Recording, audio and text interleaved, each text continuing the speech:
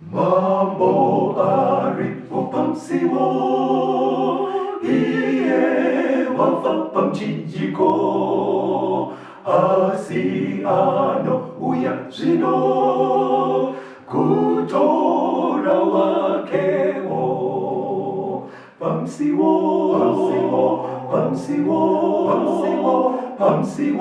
gune po pamsiwo. Hallelujah, gune ari pamsiwo. Zvione sozvekubuya, zvino zviri kuitika, toona nekukasika, musi wakanaka. Pamsiwo,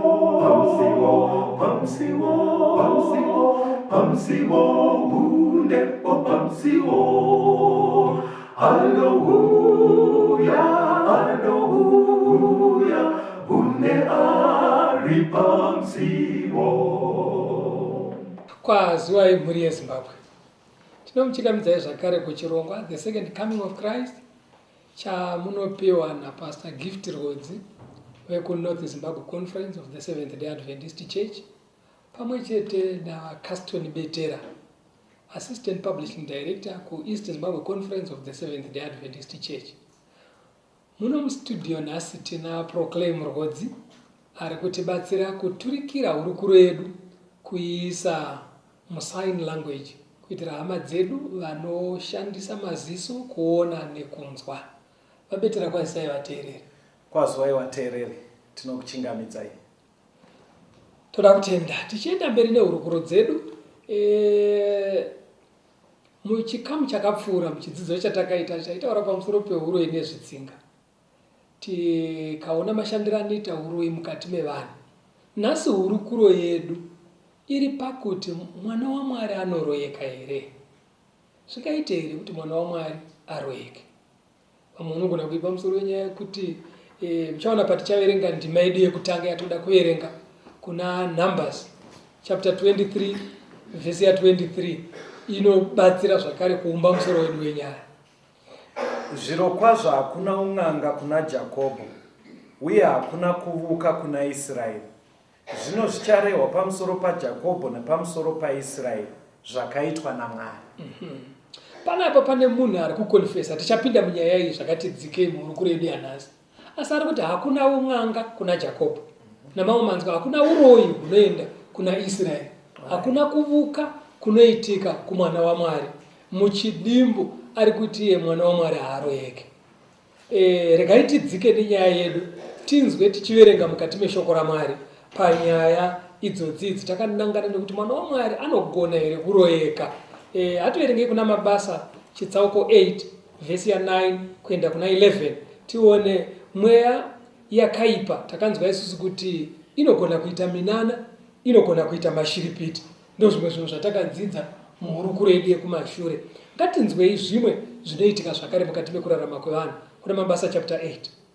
Zvino kwakanga kuno mumwe murume wainzi Simoni, waive n'anga kare paguta iro, waishamisa vanhu veSamaria achizviita munhu mukuru. Vose vaduku nevakuru vakamuteerera vachiti, uyu munhu isimba guru raMwari. Vakamuteerera nokuti wakanga avashamisa neun'anga hwake nguva huru. Zviri kubuda panapa ndezvekuti kune vanhu vanogona kupiwa masimba ekuitawo zvinoshamisa, zvekuti vanhu kana vatarisa zviri kuitwa nemunhu vanoti hey, paita simba guru raMwari. Asi ranga risiri simba raMwari, yanga iri n'anga. Nekuti pakazosvika vana vaMwari paSamaria, vana Filipo vachiparidza, munhu yakataura zvandiri kuita zviri padivi naMwari, akazosiya zvaaiita. Saka n'anga inogona kupiwa masimba ekuita zvinoshamisa. Masimba aya sekudzidza kwatakaita kare achibva kumweya yakaipa, otoita zvishamiso pakati pevanhu zvakawanda wanda zvakasiyana siyana pakati pevanhu. Vamwe vanhu vanenge vasingazivi vanogona kutofunga kuti kushanda kwesimba raMwari. Regai tinzwe zvakare kuna Samuel wekutanga 28 pavhesi ya 13 na14 pane zvimwe zvakare zvinogona kuitwa nevanhu vanenge vakazvimisira kushandiswa nemasimba emweya yakaipa.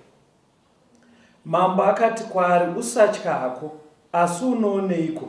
Mukadzi akati kuna Sauro, ndinoona mudzimu unokwira uchibuda panyika. Akati kwaari, wakadiniko? Akati, kuno mutana unokwira. Akafuka nguo. Sauro akaziva kuti ndiye Samueri, akakotamira pasi nechiso chake akanamata kwaari. Panapa Saul aenda kusvikiro.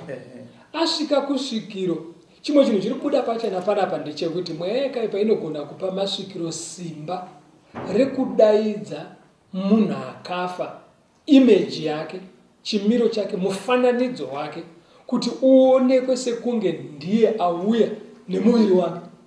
Kunyangwe muviri uri koko guva usina kutorwa ikoko, asi pane simba rinopiwa mumunhu anenge achiita zveun'anga kana kuti zvekusvikirwa naSatani, rinomugonesa kudaidza muviri, chinenge muviri wemunhu akafa. Ndo zvimwe zvinhu zvinogona kuitika. Zvimwe zvinhu zvatinosangana nazvo mukati mekurarama ndezvekuti mweya yakaipa inogonesa varoyi kupinda muimba yakakiwa. Satani anozvigona izvozvo. Kana kupinda mugova rakafushirwa, munonzwa nyaya dzichitaurwa. Mweya yakaipa inogonesa vanhu kuti vaite zvinhu zvakadaro. Regai tinzwe kuna Exodus chapter 7. Takuerenga vhesi ya 11 na 12. Tinzwe zvakare zvimwe zvino mamwe masimba anopiwa vanhu nemweya yakaipa kuti ashande mukati mevanhu. Ipapo Farao akadana vakachenjera nevaroyi, naivowo idzo n'anga dzeIjipita. Vakaita saizvozvo neuroyi hwavo, nokuti mumwe nemumwe akakandira pasi tsvimbo yake, dzikashanduka nyoka, asi tsvimbo yaAroni yakamedza tsvimbo dzavo. Pane chimwe chinhu chiri kubuda panapa. Pari kunzi n'anga nevaroyi vemuIjipita pavakauya pamberi paFarao vakakanda tsvimbo dzavo pasi, ndobva dzashanduka dzichibva dzaita nyoka, kuteedzera zvanga zvaitwa netsvimbo yaAroni. Chakachinjisa tsvimbo yaAroni kuti iite nyoka isimba raMwari, nekuti Mwari aida kuratidza Farao kuti ndine simba. Asi Farao akuchallenja simba raMwari, anodedza n'anga dzake nevaroyi wake, oti uyai muone, garai pasi vana Mozisi, muri kufunga kuti Mwari wenyu ane simba, tarisai zvinoitika munomu. Varoyi nen'anga ndobva vakandawo tsvimbo dzavo pasi, tsvimbo dziya dzichibva dzaita nyoka. Saka kureva kuti mweya yakaipa ine simba rekuchinja chinhu chisingafambe chotoapia sechimwe chisikwa chinofamba. Mweya wakaipa unozvigona izvozvo. Ndo zvakaitika paIjipita. Pamuri kutaura tsvimbo dzakaita nyoka, pane nyaya dzandogara unzwa dzimwe dzaitombobuda mumapepanhau, kuti unonzwa kunzi munhu anenge apiwa chinhu, otonzi unogarisa mukabhokisi, chistori nyoka. Paanozovhura kudai, otonzwa ichinzi mune kamudhara kari mubhokisi, kana kuti mune nyoka. Ende paapa chindikonfyuza, unotonzwa vanhu vachibuda kana pamhepo achitotaura kuti shuwa ndine nyoka, ongoti ndakapiwa chiri chakati. Saka mukuteerera kwedu ikunyangwe nemuateereri patinonzwa nyaya idzi, pfungwa inotanga kumhanya kwatiri ndezvekuti ifekiya. Mati zvinoitika here ifekiya. Saka muri kuti zveshuwa Satani ane simba rekuita zvinhu zvakadaro. Satani anozvigona betera. Zvekuti makusenika unosiya mupinyu webadza wakarara pamusoro pemba. Wadzokera so unonosvika mupinyu uya yanyoka.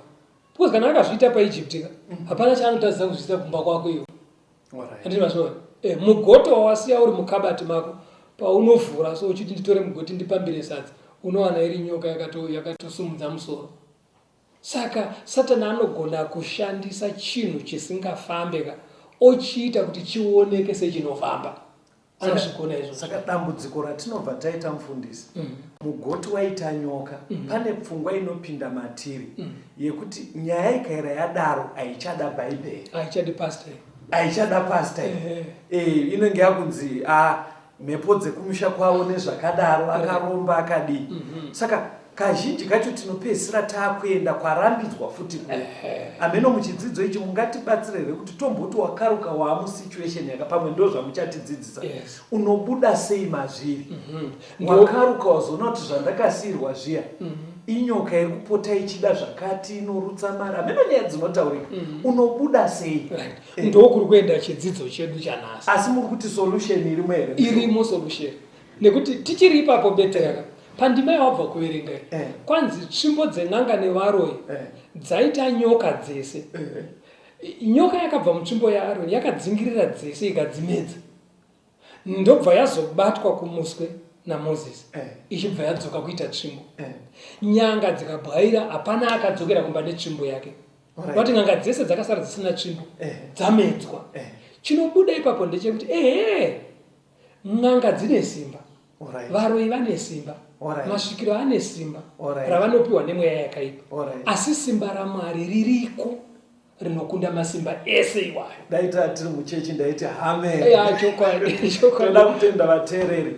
Hatinzwe tiine protection yakakwana muna Mwari. Zvinotaurika zvitoriko kumaraini kwenyu nezvamakatoona zvatisikagone kuti kunyepa. Satani ane masimba iwayo. Asi pandima yataverenga iyi zvabuda pachena kuti kunyangwe masimba iwayo aripo anodake kuramba achivimba naMwari. Tinokwanisa kudzikinurwa mazviri. Toda kutenda mufundisi. Right. Tichienda mberi masimba ese aya aribva kuna Satani. Unoziva kuti Satani zvaanoita anogona kupa n'anga, muprofita, svikiro, muvuki, masimba ese iwaya. Zvekutenge ane akachengetwa Samuel kuti anenge auya achiadawo ototengeserwa. Zvekuti munhu anogona kutoenda kun'anga achinoti ndiri kudawo simba rekuita zvakati. Otopiwa simba racho abhadhara zvinenge zvida kubhadhara. Saka variko vanotoone kuita unga ane storehouse yekuchengetera masimba iwayaya. Yeti masimba sosi yacho ndi Satani. Vanhu vanongoenda wopiwa anenge apiwa masimba ayaka ochinomashandisa manje kuita zvaanenge achiita zvaanenge achiita. Asi kune vamwe vasingaende kunotenga masimba aya. Vasingaende kunotsvaka. But mararamiro avo ndeyekuti haana hanya naMwari, haana hanya nemasvikiro, haana hanya nen'anga. ZvaMwari haazvide, anongozviraramira. Saka mweya yakaipa ikauya pamunhu akadaro haana kuchengetera, inoita zvainoda naye. Anogona kumanikidzirwa kupedzisira angopinda munyaya idzodzidzi. Saka zvakakosha kuti tinzwisise kuti masimba aya ariko ende anoshanda. Ende mashandiro avo anoshanda pakati pevanhu. Saka isusu toda kuti tinzwe kuti iwo masimba aya ehuroi, un'anga nei, mazango kupotsera zvitsinga. Zvinokundwa here zvinhu zvakadai so. Vanhu vanogona kuzvikunda here. Regai tinzwe kuna 1 John 3. Ndaona zimungongoida kutaura ndinozonzwa kuti muri kutidzidzisa sei. Alright. Uyo unoita zvivi ndewadiabhros. 1 John 3 verse 8. Nokuti diabhros unoita zvivi kubva pakutanga. Mwanakomana waMwari akaoneswa nemhakai kuti aparadze mabasa adhiabhros. Right. Saka hanzi chakawira Jesu manje ndechekuti asikoparadza mabasa ese aSatani. Alright. Kureva kuti chinodiwa kuti vanhu vave protected kumasimba ese aya chiri kudiwa ndiJesu. Ndo zvaakatovinga. Ndosaka manzwa pachidzidzo chatakaita munguva yapfuura kwainzi kuna patakaverenga kuna Job chapter 1 kuyako. Kwainzi Job haitya Mwari achinzvenga zvakashata. Satani pachake akatosvika kunokonfesa kuna Mwari kuti Job tiri kumutadzirira nekuti makamukomberedza neruzhowa rwenyu. Kurati munhu anogona kuchengetedzwa naMwari, anogona kukomberedzwa naMwari zvakadaro zvekuti mabasa ese aya, masimba ese aya emweya yakaipa haagone kusvika paari. Saka izvozvo zviri possible. Saka kurava kuti munhu akati pane chikwambo chinondikweva ropa, nyaya iyi inotoda kudzoka futi kuna Mwari. That's right. Haidi kuwedzera kuita futi zvechivanhu. Aiwa. Alright. Ndonzwa vanhu vanenge vachimba kuti wedu apa ndimire pakaoma. Ndine chikwambo chinondikweva ropa. But unozonzwa mukuimba kuya futi havakurudzirani kuuya kuna Mwari kuBhaibheri. Vanotokurudzirana kuenda futi kuna anoita unga ane masimba iwayo. Saka nyaya dzese idzi muna Kristu dzinogadziriswa. Dzinogadziriswa. Dzofanira kuendwa nadzo kwadzinondogadziriswa. Kwadzinogadziririswa ndekuna Mwari. Ukatora chikwambo chiri kunetsa mumusha, ngozi iri kunetsa mumusha, zvitsinga, woenda nazvo kun'anga, woenda nazvo kumidzimu, woenda nazvo kuvavuki, uri kungoenda mukembi imwe chete. Saka pakuteerera kwandiri kuita mufundisi nemwari kutiteerera, ndofunga ngatibatsiranei kuti tikaita mumwe watiri kufungira kana kuti zviri izvo kuti pane zvinenge zviri kunetsa zvemweya yetsvina, chirega kukurudzira murooro wako kana mudikani wako kuti kungoti chete muri vechechi, asi pane kwandoziva kunogadzirwa izvi. Chirega kudaro mudikani. Nyaya dzese kwanzi dzinobatsirika nebhaibheri. Hatidi vanhu vanoita kunge vanoziva kubatsira vana vaduku vachitovaendesa kusanga. Toda kutenda. Rega titsinire na John 14. Alright. Urutsanangura zvakanaka betera. John 14 pa23 pane fungwa inobuda ipapo yakatikoshera. Jesu akapindura akati kwaari, kana munhu achindida uchachengeta shoko rangu, nababa vangu vachamuda, tichauya kwaari tikaita ugaro hwedu maari. Saka Jesu ari kuti iye munhu anenge atenda kuna Jesu amugashira saishe namuponesi wake. Toda kuti zvijeka apa muranda waMwari. Kune vanhu vazhinji havana hanya nekunamata, vanongoti kana mumusha maita mamhepo kana kuti paita chikwambo chavanetsa ndipo vanozotsvaga kuti takanzwa kuti kwakati kuna anobatsira wechechi. Handizvo zviri kutaurwa panapa. Zviri kutaurwa munhu anouya kuna Jesu kuzotsvaga ukama naJesu waishe neari kuda kuponeswa.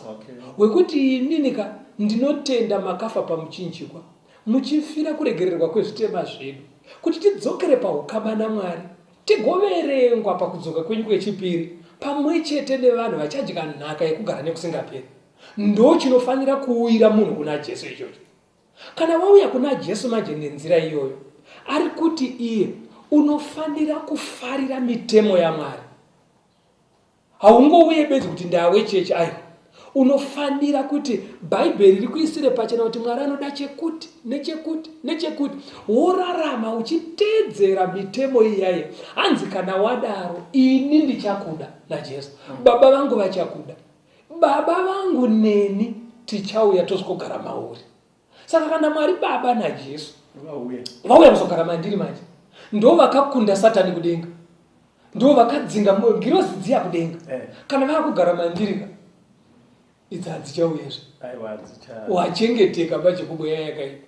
Saka zvese zvekuti pazoonekwa chakazoti wazotumirwa chipotswa, watumirwa chitsinga, kwauya chikwambo, kwauya chii, chero zvikatumirwa zvichingosvikowana baba naKristu vagere mauri.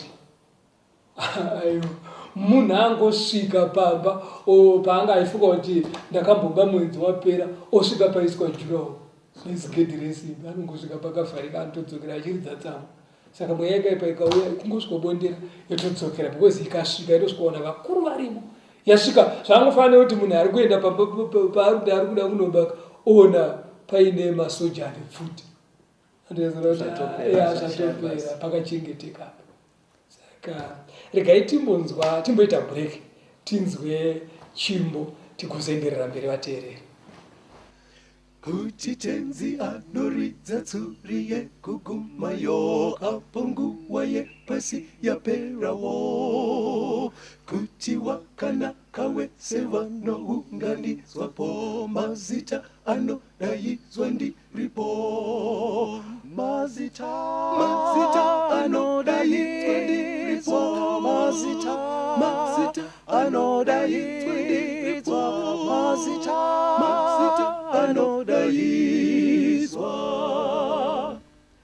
anodaidzwa kudenga ndiripo. Pamusi wowanomuka wakafa kuna Kristu, wanowona mbiri huru yakewo. Apo wasarudzwi wanosangana kumushako, mazita anodaidzwa ndiripo. Mazita anodaidzwa ndiripo. Mazita anodaidzwa ndiripo. Mazita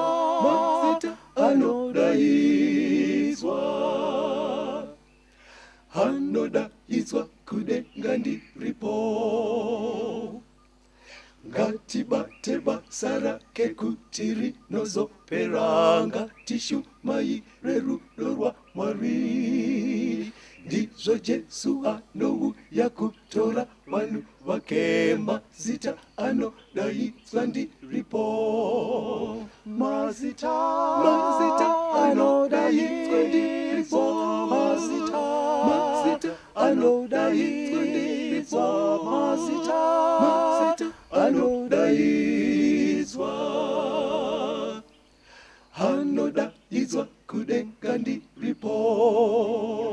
Mazita anodaidzwa ndiripo. Mazita anodaidzwa ndiripo. Mazita anodaidzwa. Anodaidzwa kudenga ndiripo. Tinokuchingamidzai zvakare vateereri. Mukudzidzisa kwatiri kuitwa namufundisi zviri kujeka, ndinodayira kuti zviri kujekawo nekwamuri, kuti mabasa adhiabhurosi ese anokundika kuburikidza naJesu Kristu. Kwanzi tikava vanhu vari kutenda maari, kwete zvekungotenda dambudziko riripo chete, kunzwisisa zano rese raMwari, toone chidokwa dokwa chekuchengeta mitemo yaMwari. Kwanzi iye Mwari naJesu Kristu vanobva vaita ugaro matiri, vatoma permanent rezi ari mukati medu. Ndopabuda pfungwa yekuti kana varivo vakakunda wakaipa kudenga, ndopaangazowanikwa here achimaira kuuya mukati meupenyu hwako azvidaro. Pfungwa inoda kuti ijekerei vadikani. Kakawanda kekuti tikasangana nezvatiri kuona kuti zviri kunongedzera kuti mweya yetsvina, tine mamhanyira atinoita tichida kungodzinga mweya yetsvina, sekunge tiri kuda Mwari kuti Mwari imbomhanyai kuno paita dambudziko. Kana Mwari adzinga mweya yakaipa, Mwari onzi chiendako. Saka zviri kubuda muna Johani 14 ndezvekuti itova munhu wekuti Mwari ane ugaro mauri mazuva ese. Tirege kuita Mwari sekunge raincoat inongodiwa kwanaya kana kusanaye yobva. In other words, ndiri kuti tikanzwisa nyaya hazvizotipe mairaramiro aya ekungoti tanzwa kuti ninganogadzirisa tamhanyako, tanzwa kuti ninganogadzirisa tamhanyako. Kakuita ikako kanenge kuhaya Mwari, kunge tiri kuti Mwari toda kukuhayai kana zvaipa. Takanzwa kuti tikamhanya uko ninganokuhayai mumbotigadzirisira. Shingairai vadikani kuti Mwari aite ugaro matiri. Zvikangodara hapasisina akaipa anopota achiuyako. Saka Mwari ugaro hwake ndo unotipa kukunda. Kureva kuti mufundisi hapachatodi futi kuti munhu atenda muna Mwari apiwe futi tumwe tunhu. Chiri kudiwa ugaro hwaMwari, kwete tunhu tunenge twaMwari. Handiti alright. Mazango aya ataitaura aya ndosaka Mwari achivenga mazango, nekuti zango iwe unenge wauti ndoriri kundichengeta. Yeti anofanira kukuchengeta ndiMwari. Kungoskodai mufundisi kuti nebhaibheri buda mufundisi. Chiri kudiwa majekesera amaita sori ndogona kuita ndakuita zvisina kunaka mustudio.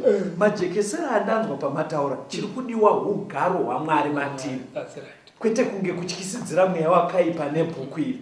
Alright, endererai mberi mufundisi. Ndati ipapo shuwa ndimbopatsimbizira. Tinotenda muranda waMwari nekujekesa kwavaita. Unoziva kuti pane rimwe zuva pakaita imwe incident pane imwe nzvimbo. Pasvika vakomana vanga vari marobhasi. Saka vasvika vakasvika kuti kumusikana wemushopu vamubudisira banga vachida kuti anovhura musefi yemari. Saka havana kuziva manje kuti pane muzukuru wemusikana uyo akanga akashanya apa anga ari parivhi zvake. Saka muchinda uyo anga ari musoja. Saka paakanzwa kuti pane vanhu vari kudaro, uyo akaskrima kawari. Uyu ndobva abuda nekapfuti kake kadiki. Ndobva asikuona vakomana ava vakabudisira uyu banga. Saka pavakaona uyu asumudza pfuti mudenga, vakabva vaita sei? Vakabva vatiza. Saka chakasevha musikana uyu kauyu, muzukuru wanga vagere naye saka ndo zvakavabatsira saka ukagara naMwari ari maurika saka nakava tumatriki twake twese anosvikosvika Jesu naMwari varipo patofamba toda kudzokera kunyaya yedu iyaya because tatanga nemurume akonfesa kuti mwana waMwari haaroyeke ndokwatoda kudzokera ikoko kuna Numbers 23 hativerengei kubva pavhesi ya21 kuenda pa23. Haana kuona zvakaipa kuna Jakobho, haana kuona zvakashata kuna Israeri. Jehovha Mwari wake unaye. Vanopupurira mambo pakati pavo. Mwari wakavaburisa Ijipita. Mwari wakavaburisa Ijipita. Une simba rakafanana nerenyati. Zviro kwazvo hakuna un'anga kuna Jakobho, uye hakuna kuvuka kuna Israeri. Mashoko aya akataurwa naBhalamu. Bhalamu aimbova muprofita waMwari. Ndobva azodzokera shure pakunamata. Ndobva anoita muroyi. Saka anga akutopota achihaiwa semuprofita wenhema, semuroyi. Achiti kana paine munhu ane waanoda kuroyerwa, anohaya Bhalamu mubhadhara mari kuti anoroya. Saka Bhalamu ahaiwa aenda kuti anoroya vaIsraeri. Akaedza kuvaroya. But ndiye akazotaura mashoko aya. Mashoko anotaura pekutanga anoti Mwari ari pakati pevanhu ava. Ananganidza pamisasa yavo. Haana chitema chaaona pakati pavo. Haana chakashata chaaona chichiitwa naIsraeri. Saka nekuda kwaizvozvo Mwari uyu ane simba hanzi serenyati. Anovarwira. Ndiye anogara pakati pavo. Ndiye anovarwira. Mwari iyeyo nekuti hakuna chakaipa chaita sei chaona. Saka zvaari kuburitsa pachena ndezvekuti kana Mwari asina chitema chaaona pamunhu anorwira munhu wacho. Saka nekuda kwekurwira kwaMwari nesimba raainaro vaIsraeri ava varoyeke. Regai tinzwe zvakaitika. Saka hauroyeke nengara yekuti Mwari ari pakati pako kwete kuti une tunhu. Alright. Ende chimwe chekuti kana uri waMwari ende Mwari ari kufadzwa nemararamiro ako uri kurarama zviri upright. Haana chitema chaanokuvereka sezvarehwa kuna Isaiah 59 zviya pavhesi ya2 kunzi chitema ndo chinokusudurudzira kure naMwari. Mwari ananganidza paupenyu hwako, haana chitema chaari kuona. Saka kana zvadaro manje Mwari anokurwira kana mweya yakaipa yako uroya uchasvikopinde manje. Verenga chapter 22 vhesi ya5 na6 unzwe zvakaitika. Ipapo akatuma nhume kuna Bharamu mwanakomana waBheori paPetori parwizi kunyika yevana verudzi rwake kuzomudana achiti, tarira pano pane vanhu vakabva Igipita. Tarira vakafukidza nyika yose, zvino voda kurwa neni. Naizvozvo douya hako zvino unditukire vanhu ava, nekuti vanondikurira nesimba. Zvimwe ndingagone kuvakunda ndivadzinge panyika ino. Nokuti ndinoziva kuti munhu akaropafadzwa newe wakaropafadzwa kwazvo, uye munhu akatukwa newe akatukwa kwazvo. Ari kutaura mashoko aya ndiBharaki, mambo weMoabhu. Chii chakanga chaitika? Akaona vaIsraeri vari mhiri kwerwizi vachikunda dzimwe ndudzi dzakanga dziriko.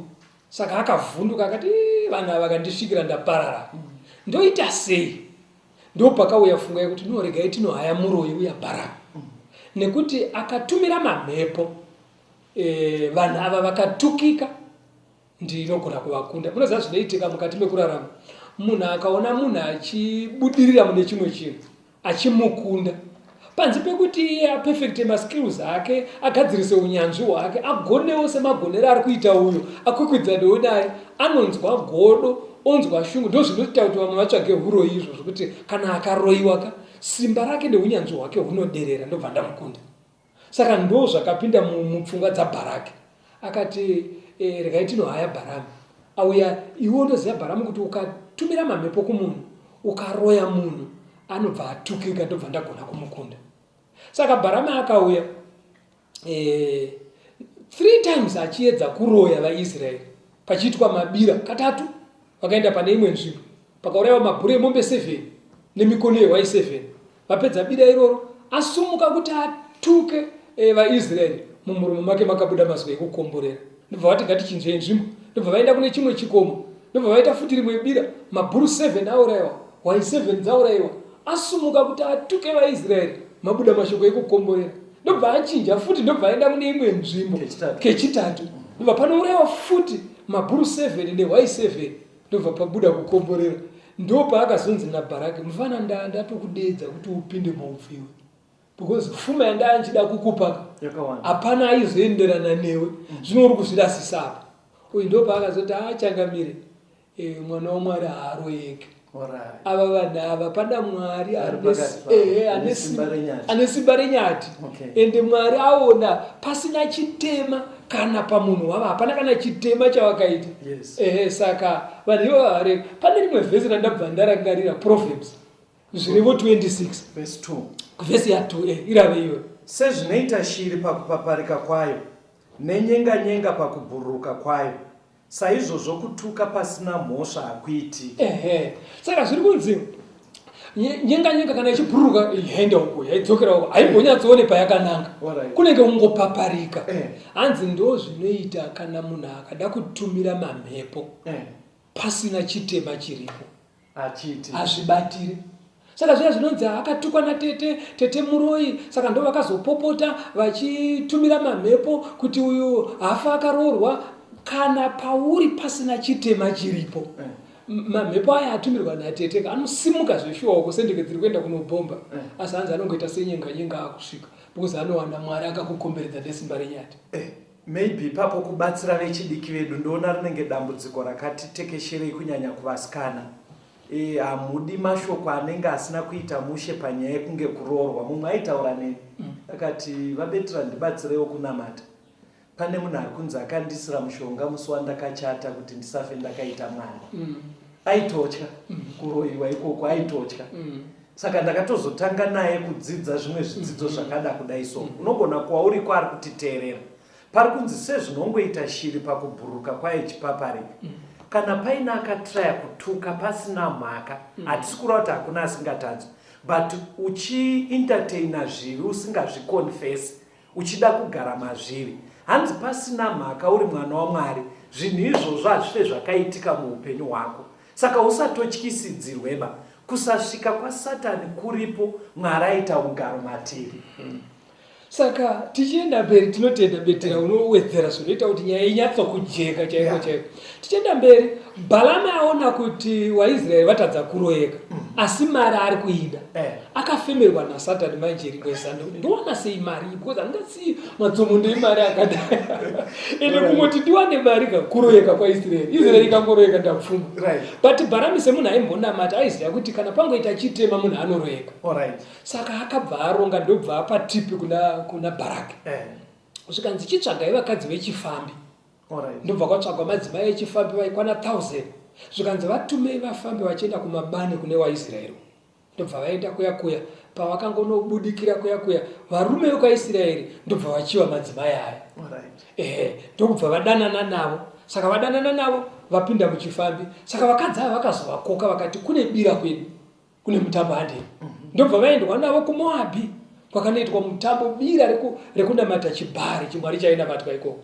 Saka vasvika pabira paya pakadyiwa pakanwiwa but kupendera mutambo wavo waipenderwa neupombwe umwe nemumwe nepfambi yake woita upombwe ndo panouya muchindi wokuzoya nepfambi yake kumatende wokuzourayiwa naFinehasi uyawo ndo pazvakaitika ipapo. Saka rekativere unzwe zvakaitika pana Numbers 25 ndoenda pavhesi 1-3 zvino vaIsraeri vakagara paShitimu vanhu vakatanga kuita upombwe nevanasikana vaMoabhi nekuti vakadana vanhu vauye kuzvibayiro zvavamwari vavo. Vanhu vakadya vakapfugamira vamwari vavo. VaIsraeri vakazvisunganidza naBhaari Piori. Jehovha akatsamwira Israeri kwazvo. Vhesi 9 vose vekenge vafa nedenda iro vakasvika zviuru zvine 24. Saka urikuona kuti paitwa upombwe manje pane chitema chaitika kwaIsraeri zvatsamwisa Mwari manje. Israeri abuda muruzhowa rwawo utsvene hwanga uchionekwa naMwari uye hausisipo. Saka chii chaitika ndobva hasha dzaMwari dzamuka denda richibva ramuka. One day pakafa 24,000 vaIsraeri vatukika manje varoyeka. Chii chaita kuti varoyeka hatisi simba rekuroya riri muna Bharamu chitema chavaita ndo chadzinga Mwari pakati pavo saka vabva varoyeka. Saka mudzimba umu nemumisha umu pamwe pari kuzosaka mamhepo asvike pavana vamwe ana baba vanobuda mumichato yavo. Kuna ana baba vasina kuvimbika mumichato, vanobuda kuenda kuchifambi uko. Saka kana waenda ikoko ari kunozvisvibisa. Saka zvinoita kuti Mwari agumbuke, Mwari ofuratira musha wako. Saka kusatendeka kwaita ana baba mumuchatoka ndo kwapinza mhepo mumusha. Kana vakudzoka ikoko manje mamhepo ari kutumirwa ayaya akusvikosvika ndaa awana pavhurika nechikonzo. Ivo vakutanga manje kunangana uroyi. Because n'anga ikauya haimbofa yakabata kuti baba chakonzeresa upombwe hwenyu, because muri kushandira Satani kana muchiita upombwe. Inobata tete, inobata baba munini, ndo vari kutumira mamhepo aya. Kunyange ivo zveshuwa vachishandiswa naSatani pakuroya, asi chakonzeresa kuti uroyi hunamire uhu upombwe hwaitwa nababa. Saka zvinhu zvinowengwa naMwari ngatibvei kwazviri. Zvimwe zvinowengwa naMwari chingochani chaicho.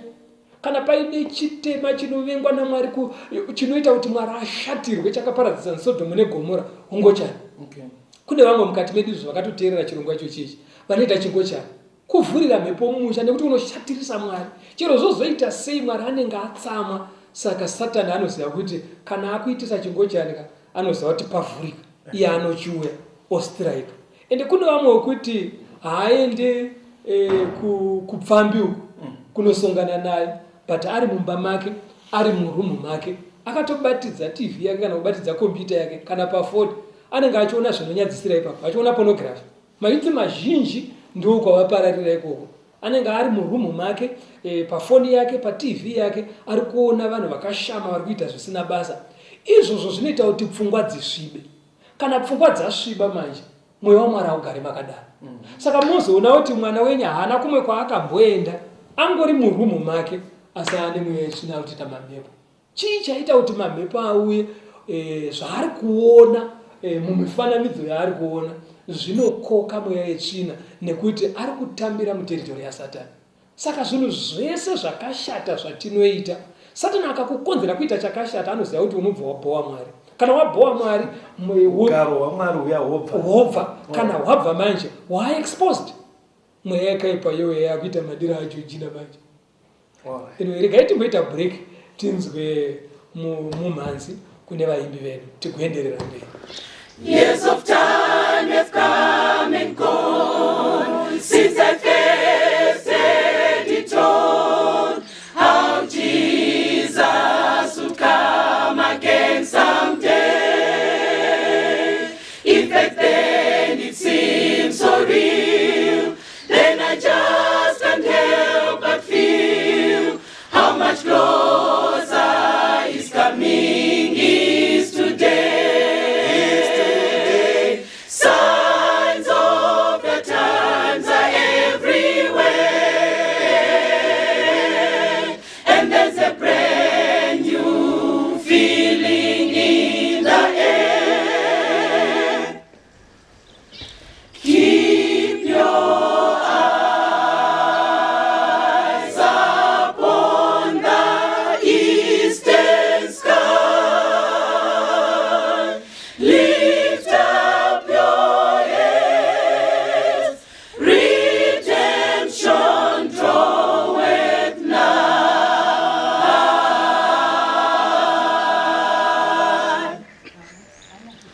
Wars and strife on every hand, and violence fills the land. Still some people doubt you'll come again, but the word of God is true. He'll redeem His chosen few. Don't lose hope, soon Christ Jesus will descend. Signs of the times are everywhere, and there's a brand new feeling in the air. Keep your eyes upon the eastern sky.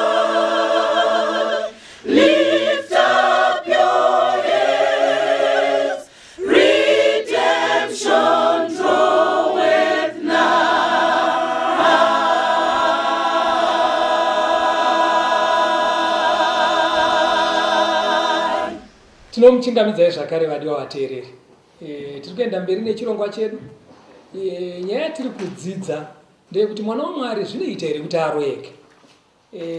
Mukudzidza kwatiri kuita zviri kubuda pachena kuti uroyi huriko, masimba imwe yakaipa ariko. Satani anogona kuita zvakawanda pakati pevanhu.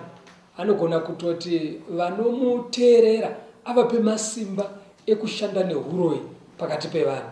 Asi uroyi huriko, chokwadi chimwe chiri kubudawo ndechekuti Bhaibheri rinoisa pachena kuti mwana waMwari aroyeke.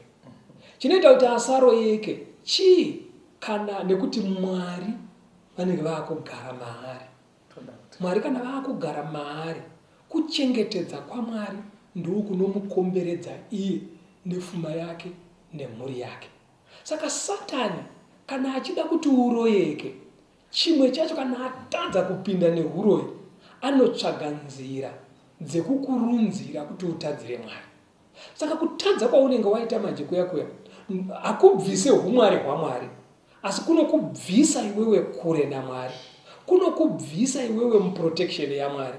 Saka chinhu chese chinonzi naMwari musaite, netsika dzese dzakaipa pamberi paMwari, kana uri mwana waMwari usingadi kuroyiwa, shingaira kuti zvakanzi naMwari zvisaitwe usazviite.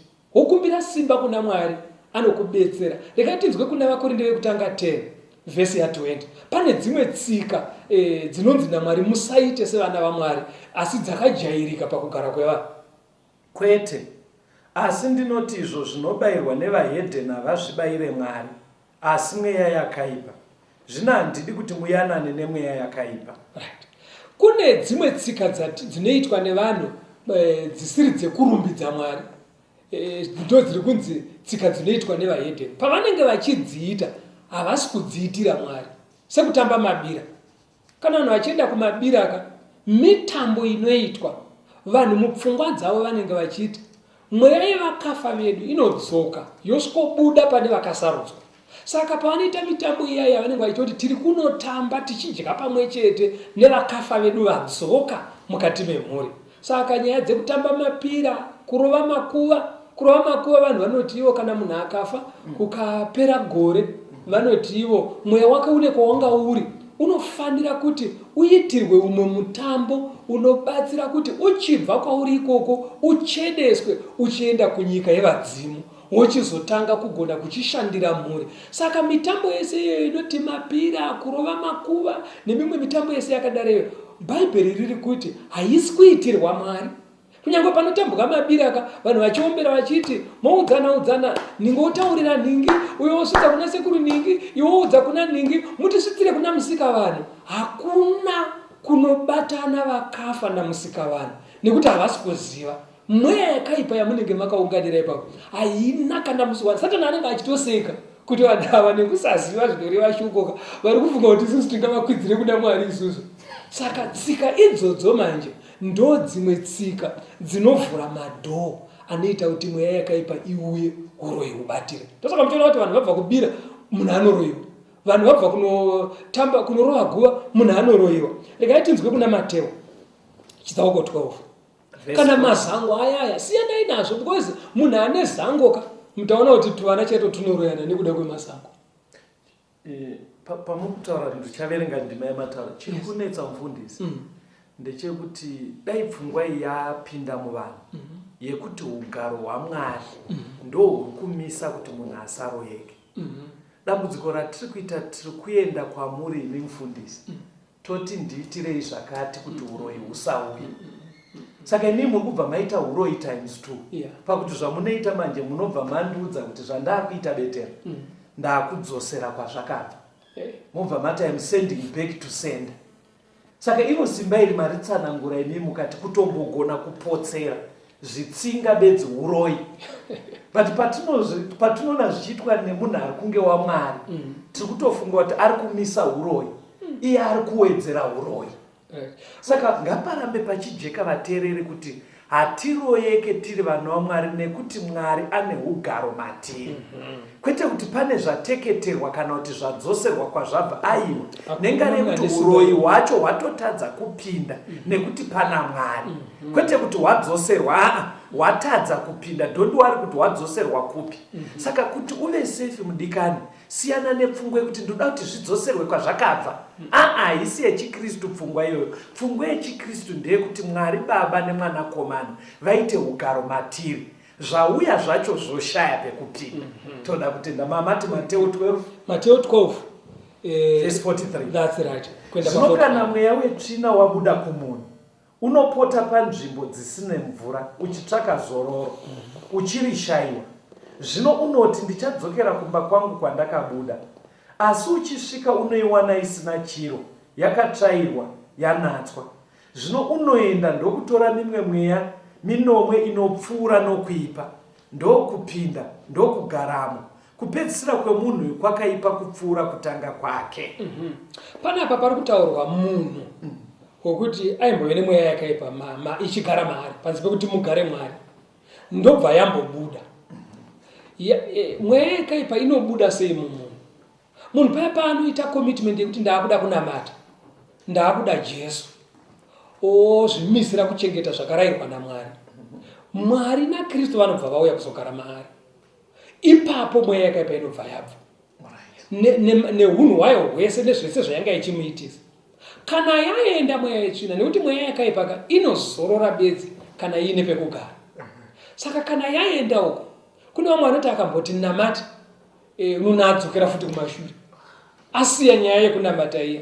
Saka kana asiya nyaya yekunamata iya, adzokera kutsika dzake dzakaipa dzekare. Mwari naKristu havarambe vakagara maari, nekuti havamanikidzire munhu. Kana vabuda manje, mweya wakaipa uya uri kutenderera uchitsvaga pekugara uya unodzoka wosvodongorera. Uona kuti hamusisina chirimo. Mamboona zvinoita kana vanhu vachitsvaga imba yekuroja, vanowanzoti vari kugedhi voona dzimba dzisina maketeni, anobva aziva kuti pane akabuda umo. Saka mweya wakaipa unodongorera, wobva waona kuti Mwari hamuna, Kristu hamuna. Vatoti ndikapinda ndega, ndakambodzingwa paya paya, ndakakundwa simba. Saka tofanira kupinda zvakasimba kuti tibva tasvonyatsogara chaizvo chaizvo. Unoenda kunokoka imwe iri kushaya pekugara. Muda pekugarira kubani. Hanzi inonouya ya8. Munhu uya anobva aipa kudarika zvaaimbowe pakutanga. Kurava kuti kana ainyepa bedzi, inopedzisira yamhombwe, akuba, akuuraya vanhu. Umwe nemumwe dhimoni rauya paarika rine zvaro zvarinoda kuti zviitwe nemunhu iye, saka rinenge rakuitisa munhu. Ndipo munozoona saka muchiona kuti kune vamwe vanhu vokuti kana aimbonamata omira kunamata, mukada kuti muswedere kwaari so munoyaza kuti uipi hwamari soka hwakora kudarika kare.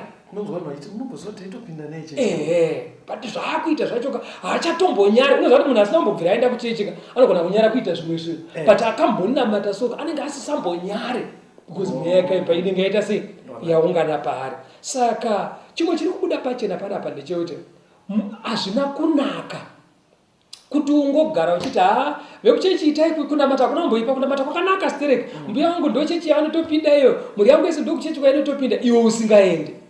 Because kana usinganamata, usina kusimbira pana Mwari, woti Mwari haamo, hausi n'anga, hausi muroyi, hausi muvuki, zvinoti hapana ari mauri, uri imba iri empty, inongopindwa neawana mukana atanga.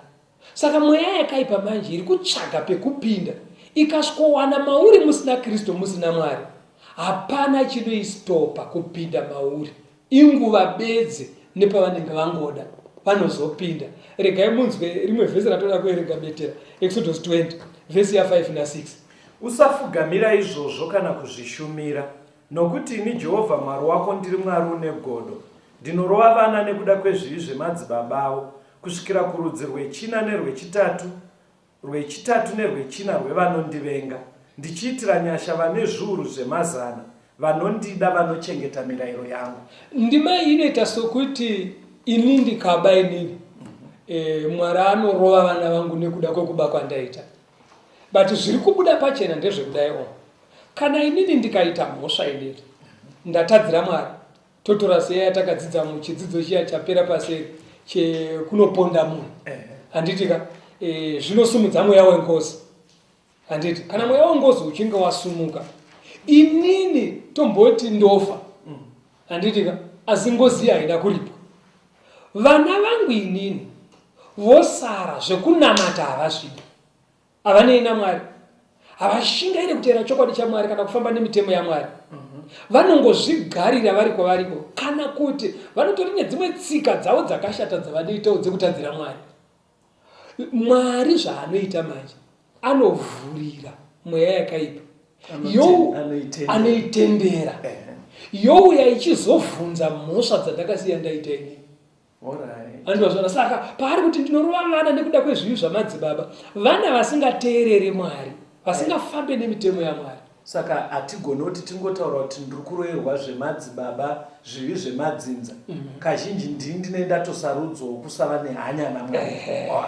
Ndasarudza kusava nehanya naMwari. Saka uroyi manje kana hwaakutumirwa unosvika pandiri taakuroyiwa manje musha medu makazodai so chakazodai so tichiri kuitisa kuti zvidaro umwe nemumwe ari kuzviraramira ane zvaari kutadza pamberi paMwari. Saka imwe nzira inotidzivirira kuvaroyi kuve neukama naJesu kurarama uchichengeta mirayiro yaMwari. Mwari naJesu vachigara mauri. Regai tinzwe kuti kana mumusha makaparwa mhosva sengozi ndio chimwe chikamu chatisina kuzosiya tapinduraga kuti munoiripa sei imhosva yakatirwa munhu akatopondwa munoita sei kuti ngozi isakudetsei mukati memusha. Rega tinzwe panyaya dzengozi idzi ndedzemhosva mumusha Bhaibhuru 9:22 kuti dzinogadziriswa sei.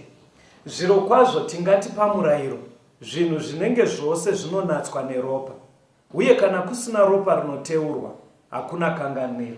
Saka rokonda panapa zviri kunzi kana mumusha muine mhosva irimo mhosva dzese dzinogadziriswa neropa. Saka izvozvizvika mupfungwa dzevakuru vedu kumamisha uko vanoziva kuti kana paine mhosva iri mumusha inoda ropa.